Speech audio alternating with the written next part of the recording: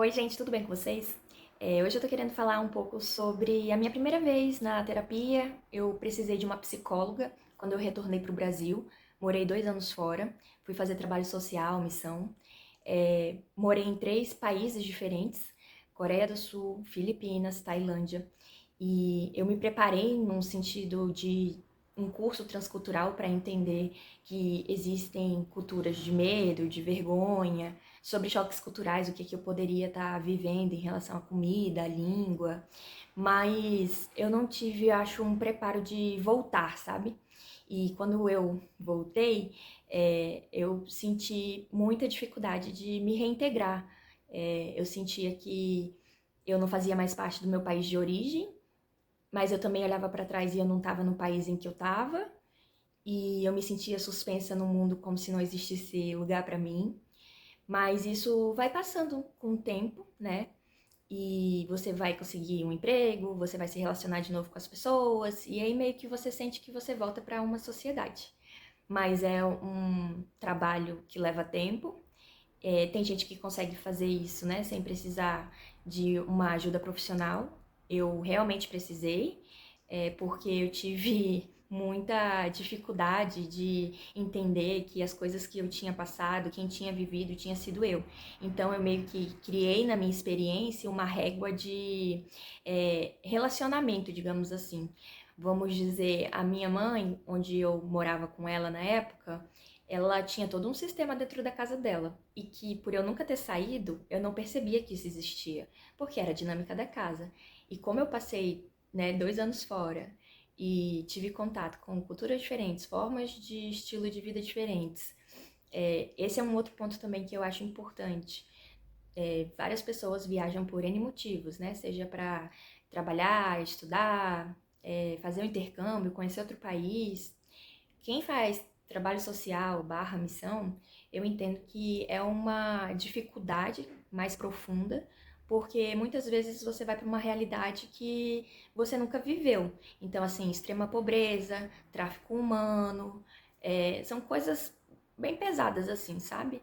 E talvez para um país em que a liberdade religiosa ela não existe, então você vai, né, sofrer um pouco aí de perseguição. Então, essas coisas, elas demandam da gente um pouco mais de cuidado e atenção no retorno. E eu não quis em nenhum momento negligenciar isso de mim, por isso que eu pedi ajuda. Para trazer um pouco de contexto, né? Uma coisa que me marcou muito. Lá nas Filipinas, eu fui trabalhar com uma comunidade que ela morava dentro do cemitério. Então, assim, eu já tinha trabalhado com orfanato, com morador de rua, com gente ribeirinha, que é aquele pessoal que vive em rio, com indígenas, mas ir para um lugar em que as pessoas elas moram no cemitério, eu nunca tinha visto isso.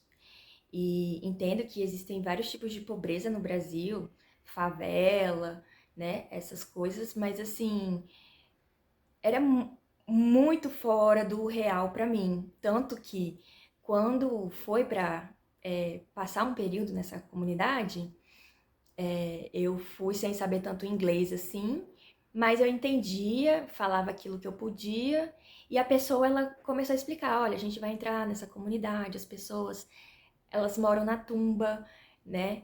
De tempos em tempos, conforme as pessoas vão chegando, elas vão olhando a data para ver se já tá algo em decomposição, sabe? Restos mortais, uns ossos, para elas abrirem e aí entrarem e dormirem lá dentro. E dentro de mim eu falava desse jeito, nossa, eu acho que eu não tô entendendo. Eu acho que, tipo assim, eu sou horrível no inglês porque o que ele tá falando, tipo, não tá fazendo muito sentido para mim. E aí, uma amiga, né, que sabia um pouco mais, virou pra mim e falou: Nossa, Nara, ele tá falando isso mesmo. A gente vai trabalhar numa comunidade, num cemitério, em que, pelo que eu tô entendendo, as pessoas elas moram lá e elas vivem entre os mortos. E era isso mesmo, assim. Muito louco. Ver crianças brincando, comendo, gente botando colchão em cima de tumba e dormindo.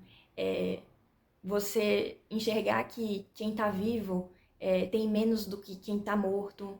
Eu passar por algumas tumbas que estavam limpas, fechadas, pintadas, e a pessoa que estava viva do outro lado, suja, com fome, sabe? Passando necessidade.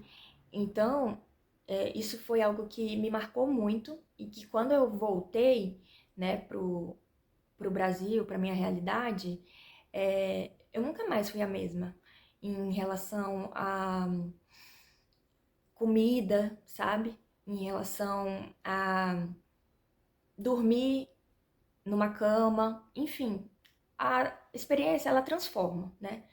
E eu comecei a ter dificuldades. Então, assim, a minha mãe, quando dava 3, 4 dias que a gente já não tinha comido determinado alimento e aí já tinha passado do tempo para ela e ela jogava fora, e eu via aquela comida indo pro lixo, eu falava pra ela que a gente não podia jogar comida no lixo, tá ficando louca, tipo, tem um monte de gente passando fome por aí e a gente tem comida e tá jogando no lixo. É, é, é bem complicado. E,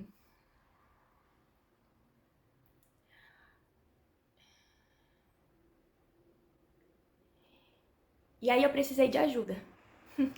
Eu precisei de ajuda pra entender que aquela experiência ela tinha acontecido comigo, né? Que eu poderia conversar com as pessoas e falar com as pessoas o que eu tinha passado e vivido. Não tinha problema nenhum com isso. Só que eu não podia colocar como impor, sabe? Uma verdade ou querer mudar uma coisa à força. E eu me senti indo para esse lado da vida, né? De julgamento, de falar para as pessoas o que estava certo ou o que estava errado, ou que o mundo estava muito louco. E foi muito importante. Eu acho que deveria existir tipo um Alcoólicos Anônimos para quem faz trabalho social e depois volta para a gente se reunir e compartilhar alguns dos nossos traumas, porque eu senti que eu fui bem preparada para ir. Então, quando eu comecei a ter choque cultural de língua e de querer me fechar e de querer me isolar em alguns momentos, parecia que vinha um professor, parecia que vinha uma palestra, parecia que vinha um material, e aí eu reconhecia isso dentro de mim e falava: não, peraí, eu tô tendo um choque cultural. Mas quando eu voltei, o meu sentimento foi: eu voltei, as coisas ficaram aqui, mas eu já não sou a mesma. Eu não consigo me ver nas coisas que estão ao meu redor. E, meu Deus, e agora? É, como é que eu me reencontro comigo mesma, sendo que eu não sou mais a mesma? É muito louco isso, gente.